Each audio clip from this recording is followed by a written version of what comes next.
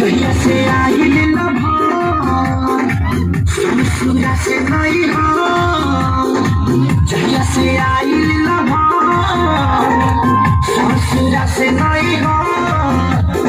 छोड़ा रातो दिन हमरा घरे नाम दो के हम के सुदामा कहता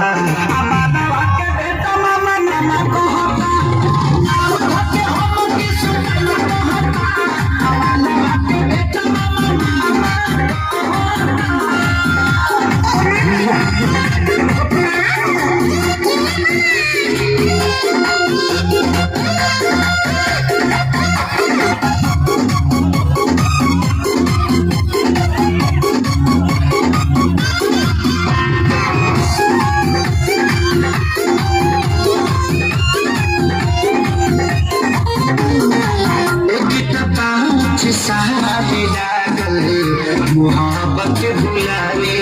में दर्द बढ़ावे खातिर आइल खेल गावे में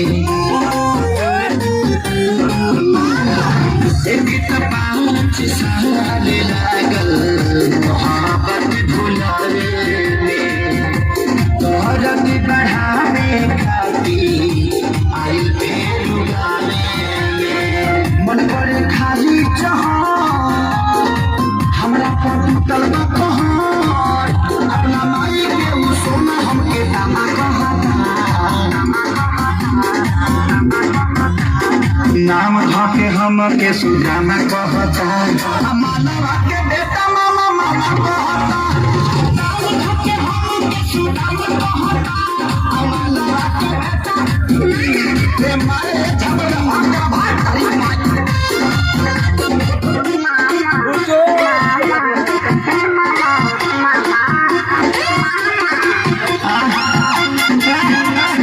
तारी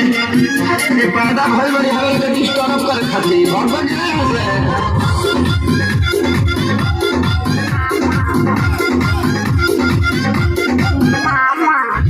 मारे लाते हतिया खाना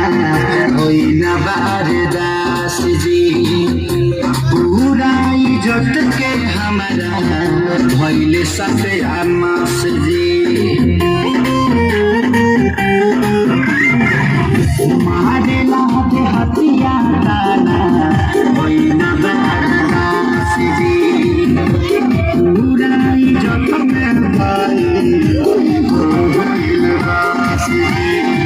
कैसे मिलाई हम रहिले रातो दिन घर खेसरिया के घाट पाए जामा